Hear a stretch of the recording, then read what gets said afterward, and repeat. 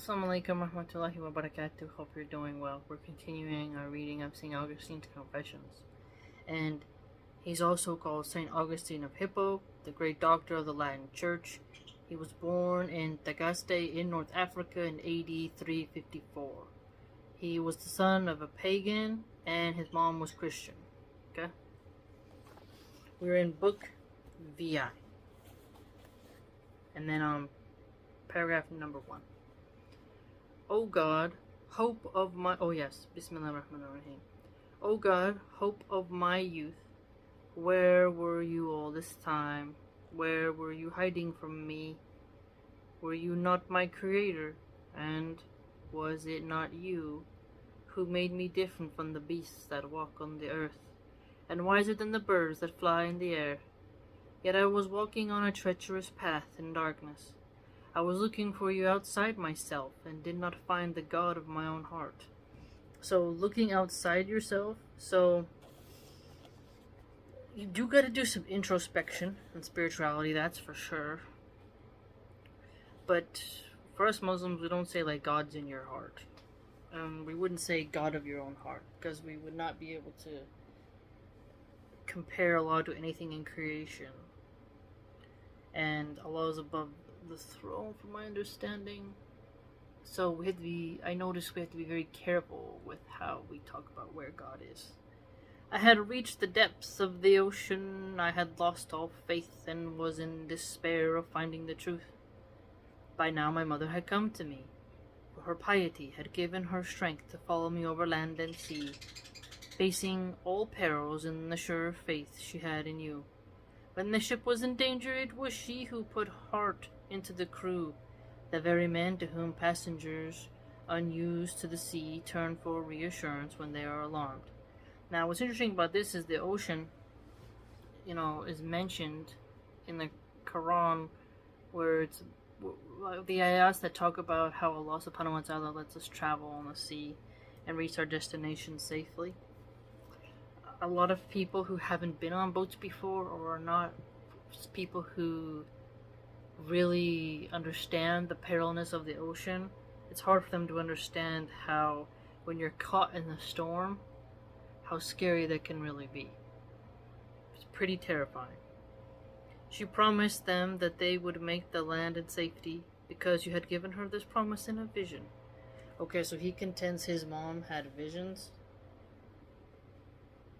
And she found that I too was in grave danger because of my despair of discovering the truth. I told her that I was not a Catholic Christian, but at least I was no longer a Manichae. So, in previous sections, he talks a lot about the Manichaees, and he doesn't really like them very much. Yet she did not leap for joy as though this news were unexpected. In fact, to this extent, her anxiety for me had already been allayed. For in her prayers to you, she wept for me as though I were dead. Now you can see her passion for her son. Wow, like to cry for someone as if they're dead, for their soul. But she also knew that you would recall me to life. In her heart, she offered me to you as though I were laid out on a bier, waiting for you to say to the widow's son, "Young man, I say to you, stand up." And he would get up and begin to speak, and you would give him back to his mother.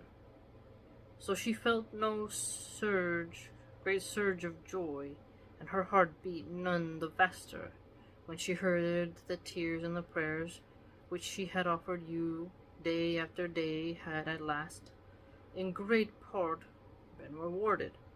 For I had been rescued from falsehood, even if I had not yet grasped the truth. Instead, because she was sure that if you had promised after all, you would be also give her what remained to be given. You see the close relationship he has with his mom. She told me quite serenely, with her heart full of faith, that in Christ she believed that before she left this life, she would see me a faithful Catholic. So mom's really trying to convert him. This was what she said to me, but to you, from whom all mercy springs. So he says, from all mercy springs. So we say Allah subhanahu wa ta'ala is the most merciful. He's saying all mercies spring from God. She poured out her tears and her prayers all the more fervently, begging you to speed your help and give me light into my darkness. She hurried all the more eagerly to church, where she listened with rapt attention to all that Ambrose said, for her words were like a spring of water within her, that flows continually to bring her everlasting life. She loved him as God's angel, because she had learned that it was through him that I had been led, for the time being, into a state of wavering uncertainty. She had no doubt that I must pass through this condition. Okay, so pass through this condition, so his temporary rebellion against the religion, not fully committed, it's a phase, which would lead me from sickness to health, but not before I had surmounted a still grave danger, much like that which doctors call the crisis. Midlife crisis? Just kidding. It had been my mother's custom in Africa to take meal cakes and bread and wine to the shrines of the saints on their memorial days. So that's weird. So why do they need bread and wine? We don't do that. That's shirk. But the doorkeeper would not allow her to do this in Milan. When she learned that the bishop had forbidden it, she accepted his ruling with such pious submission that I was surprised to see how willingly she condemned her own practice, rather than dispute his command. So, okay, let's look at that. Okay, so such pious submission, willing, she condemned her own practice than dispute his command. Okay, so meekness, meek, submissive, not arguing. Wow. Imagine she sees the Christian influencers today. How dare you tell me? How dare you tell me I gotta cook my man some food? For her heart was not beset by a craving for wine, nor did the love of it goad her into hatred of the truth. Aha! Nor did the love of it goad her into hatred of truth. That is a potent line right there, because you could be attached to something, and then when the truth comes, you could be like, ah, man, pissed off. But it didn't do that with her. As happens with so many men and women who are disgusted to hear the praises of sobriety, as drunkards to be offered water with their wine. So here, some people are disgusted to hear the praises of sobriety. Now, us Muslims, we go the long distance. We don't say Jesus drank wine, and we don't offer people the slippery slope. We say, nah, put a cap on all of that. No intoxicants.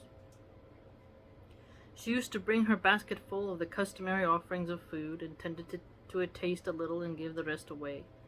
For herself, she never poured more than a small cup of wine, water to suit her sober palate, and she drank only as much of it as was needed to do honor to the dead. So she diluted it. If there were many shrines to be honored in this way, she carried the same cup around with her to each one and shared its contents. Okay, so she wasn't like throwing them back at each place. By now, well watered and quite lukewarm, with any of her friends who were present, allowing each to take only a small sip. Ew, drinking from the same cup? Ebola! For her purpose was to perform an act of piety, not to seek the pleasure for herself. Okay, so she wasn't like, oh, I'm gonna go get a buzz. Rather, she was just trying to do the functional role. But she willingly seized this custom when she found that this great preacher, this holy bishop, had forbidden such ceremonies even to those who perform them with sobriety, both for fear that to some they might be occasions for drunkenness. Yeah, you can see that. So see, even this bishop is like, nah, we gotta put a stop to that. Because people are gonna abuse it, and they're gonna be used as an excuse to get tipsy. Might be occasion for drunkenness, and also because they bore so close a resemblance to the superstitious rites which the pagans held in honor of their dead. Yes. So rites, pagans, altars, and drunk. We'll just put drunk. Sobriety. Instead of her basket full of the fruits of the earth, she learned to bring to the shrines of the martyrs, a heart full of prayers far purer than any of these gifts. So, not doing the Day of the Dead type of food offerings or anything bizarre, because they can't eat of that stuff. Although the jinns can eat what of the poop? Animal dung, isn't it? And bones? And like the bones on your plate, something like that. The jinns are able to consume something, but we don't leave out like, here's a bundle of oranges, jinn. I'm stuck for long now, protect us. In this way, she was able to give what she could to the poor, and the communion of the Lord's body was celebrated at the shrines of the saints. Okay, so here we see something. The communion of the Lord's body, so Jesus' body, dead body, was celebrated at the shrines of the saints. So Catholics have shrines. This sort of, it's an act of worship. Communion is an act of worship.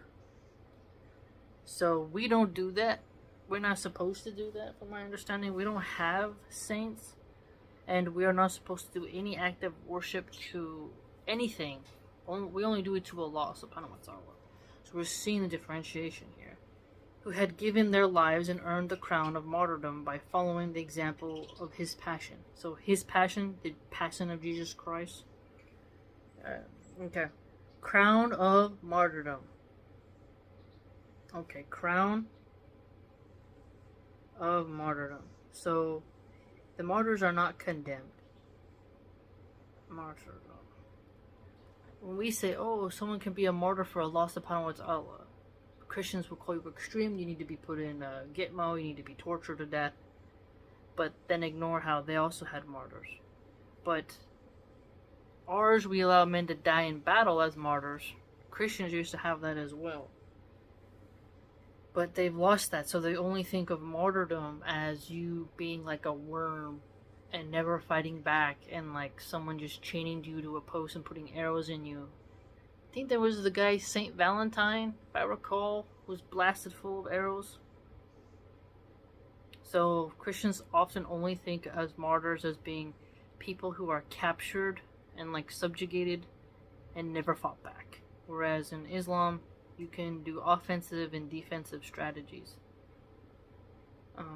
War, essentially, you know. You become a martyr in many ways, but war is one of them. Now, the funny part is a Christian who fights for the secular flag of the United States and dies, does he die upon as a martyr? No, I don't think he does. Because you're dying for the secular flag, which is the rainbow flag at this point, which goes against your text. And America, on paper, is not a Christian nation. It's not a theocracy. So, you're not a martyr for the American flag. Yet it seems to me that my mother probably would not have given up this habit so readily, if the prohibition had come from another whom she loved less dearly than Ambrose. Okay, so we see here the status of the person really played a key part. My heart lies open before you, O Lord my God, and this is what I believe, because he could show me the way of salvation. She was greatly devoted to Ambrose, and his heart too had warmed to her for her truly pious way of life. Her pious way of life is Mom. Her zeal in good works, zeal in good works, zeal in good works. Islam, you need to have enthusiasm to pray, not be sloth-like or like, ugh, I don't want to, like you do. Be enthusiastic about it, be steadfast, steady with that energy. And her regular church going, not just on Easter and Christmas. Often when he saw me, he would break out in praise of her, congratulating me on having such a mother. But he little knew what sort of son she had, one who doubted all these things, and I was convinced that man could not find the road to leading to life. Interesting. So, he acknowledges how he had so much, like, less faith than his mama. And his mama obviously is, like, truly devout. His dad's pagan, and you can see who he favors in his life and how his mom had a huge impact on him. The bishop forbidding ceremonies that involved the wine, and to be very careful. You can see something different happening right here. Is that you can see this classic view of you're not drinking the wine to get drunk, but when you tell an Italian Catholic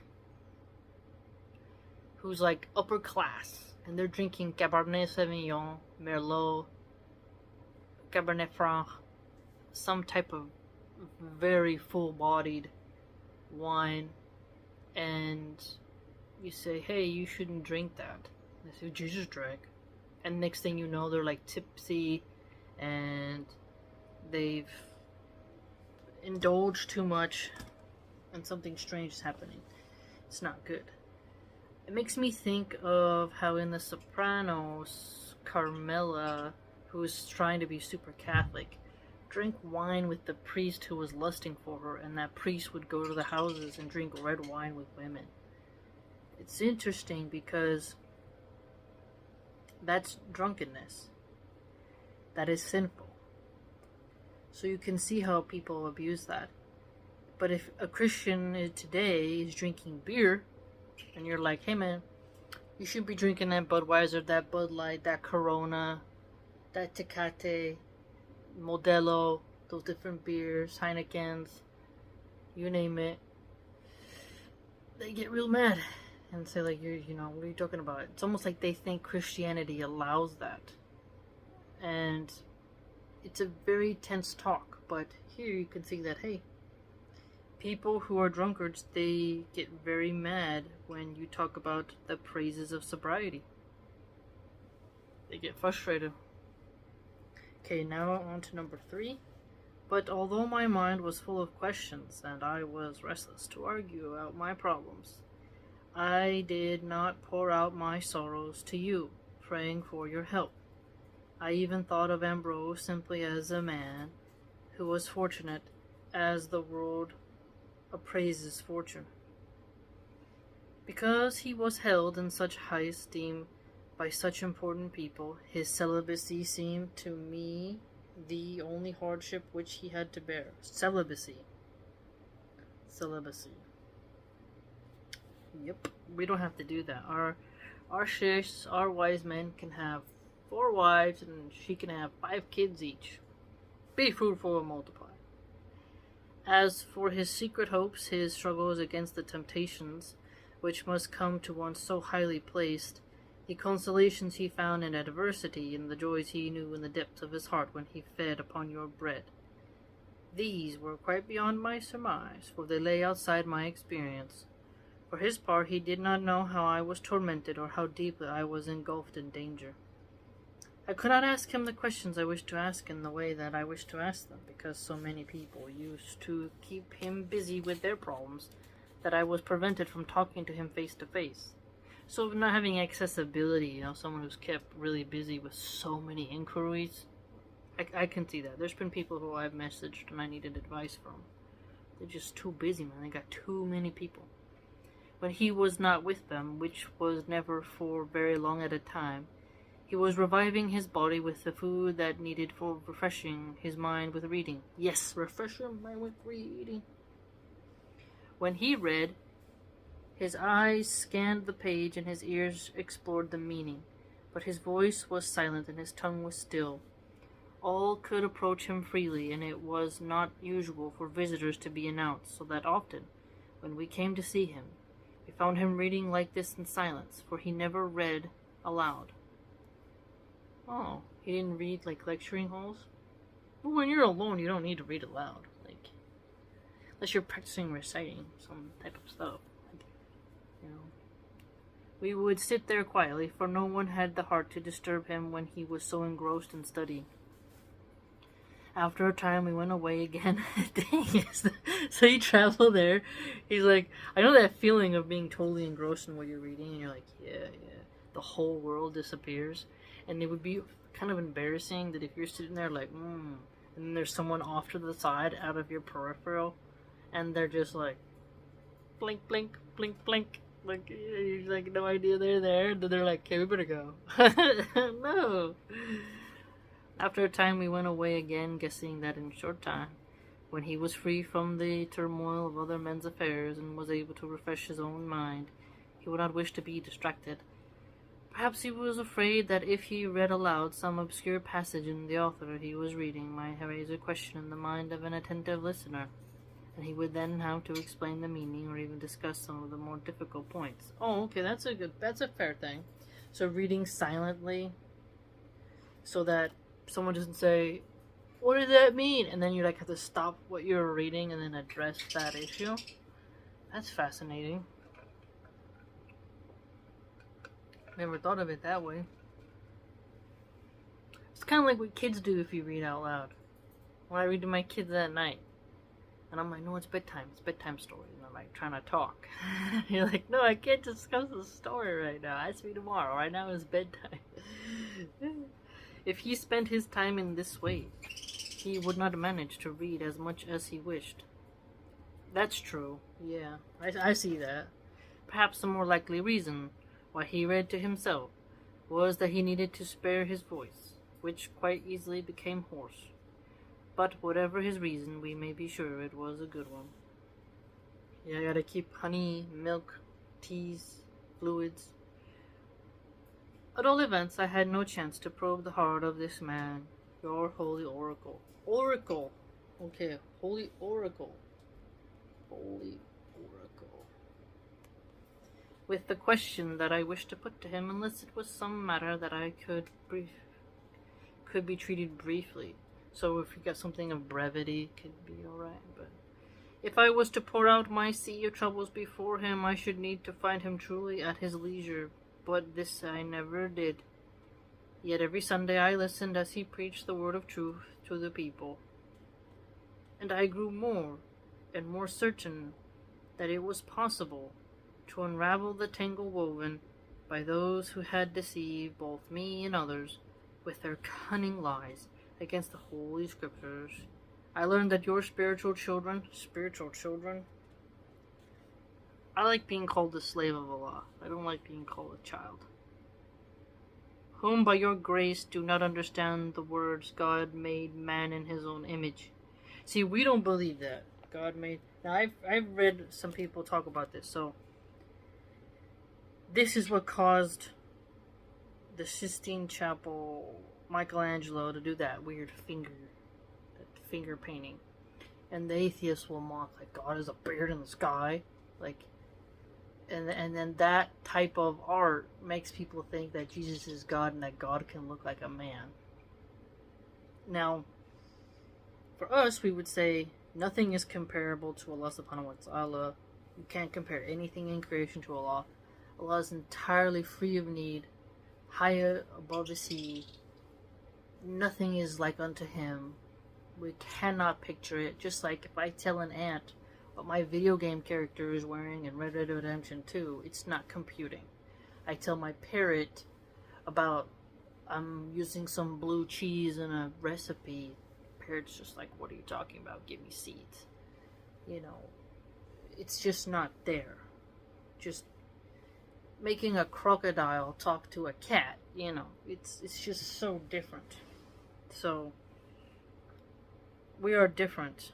Now, if you look at God made man in his own image, and then you look at why some of the Egyptians have, well, people who talk about the Egyptians, why did they have those weird heads? Is because they wanted to differentiate themselves to be different from the human race. That they were, you'd have these attributes, and there's lots of things that I've read. But in essence, the Greeks would have their gods, like, doing terrible human behaviors. And you're just like, what is going on? They're so human that They get the sinful aspects. And then you have the Hindu versions, like Ganesh has an elephant head because his dad chopped his head off when he came home. You know, there's different things, but the Egyptians, they didn't want people to see the gods as similar to them. And Allah destroyed the Egyptians. So when a Christian said, God made man in his own image, some could say that God, he designed custom-made humans to the way in which he preferred it. But then we would naturally say, well, Allah subhanahu wa ta'ala has created everything in existence to how he wanted it. The trees were designed how he wanted it. He was the architect of everything, down to the seashell, to the gray well, to the algae, to the mushrooms. Everything, from the halibut to the armadillo. Everything. So we need not say that we need not single out humans as this special thing in terms of how they were custom designed, because everything was custom designed by Allah subhanahu wa ta'ala. But how Christians use this phrase and how us Muslims would be different from them is important to mean, because this is how you'll get the others, the cultists will say, we are gods. You'll hear them say that. We are goddesses. And then you'll see, like, what? And then they take the human form way out there. And you're like, no, stop it. So, you see? To mean that you are limited by the shape of human body. Okay, so here we go. Do not understand the words, God made man in his own image, to mean that you are limited by the shape of a human body. And although I could form not the vaguest idea, even with the help of allegory, of how there could be substance that was spiritual, nevertheless I was glad that all this time I had been howling my complaints, not against the Catholic faith, but against something quite imaginary which I had thought up in my own head. At the same time I was ashamed of myself, because I had certainly been both rash and impious in speaking out in condemnation of a matter on which I ought to have taken pains to better be informed. Okay. Speaking out in condemnation of something which he had not properly studied. That's a key point here.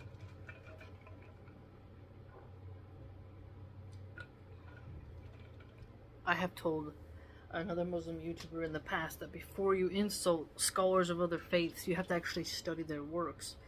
And if you're talking off the cuff about something you never read of or a person you've never heard of, no one should take you serious, because that shows how little respect you have for knowledge. People got really pissed at me for that. But it's the truth.